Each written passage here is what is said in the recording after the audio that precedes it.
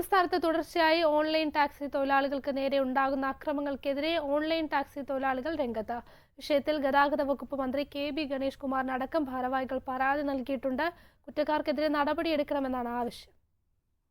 Make my trip, സഞ്ചാരി, ഓല, Uber തുടങ്ങി നിരവധി ഓൺലൈൻ പ്ലാറ്റ്ഫോമുകളിലൂടെ ടാക്സി സർവീസ് നടത്തുന്ന ടാക്സി തൊഴിലാളികൾക്ക് ഇടുക്കിയിൽ പലവട്ടം അക്രമസംഭവങ്ങൾ ഉണ്ടാകുന്നതായും ടാക്സികൾ തടഞ്ഞ് പ്രാദേശിക ടാക്സി തൊഴിലാളികൾ പ്രശ്നമുണ്ടാക്കുന്നതായും പരാതികൾ ഉയർന്നിരുന്നു. ഇതിനെതിരെയാണ് ഓൺലൈൻ ടാക്സി സർവീസ് ഉടമകൾ രംഗത്തെത്തിയിരിക്കുന്നത്.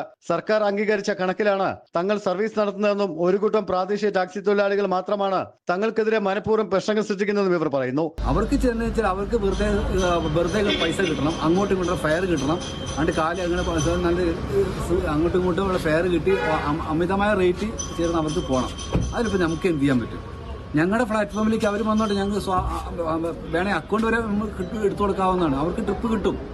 ഈ പറഞ്ഞ പോലെ തടയാനൊരു ആവശ്യമില്ല. വരും കാലങ്ങളിൽ ഇതൊക്കെ തന്നെ ഉണ്ടാവുള്ളൂ. സംഭവത്തിൽ ഇതിനോടകം തന്നെ ഗതാഗത വകുപ്പ് മന്ത്രി കെ.ബി. ഗണേഷ് കുമാറിന് ഇവർ പരാതി നൽകിയിരുന്നു. പരാതി ലഭിച്ചതായും പരിശോധിച്ച് ഉചിതമായ നടപടി സ്വീകരിക്കുമെന്ന് മന്ത്രി ഉറപ്പ് നൽകി. എന്നാൽ ഓൺലൈൻ ടാക്സികൾക്ക് നേരെയുള്ള ആക്രമണം ഇപ്പോഴും തുടരുകയാണ്. വിഷയത്തിൽ ഗതാഗത വകുപ്പ് മന്ത്രി അടിയന്തര നടപടി സ്വീകരിക്കണമെന്നാണ് ഇവരുടെ ആവശ്യം. ജയ് ഹിന്ദ് ന്യൂസ്, ഇടുക്കി.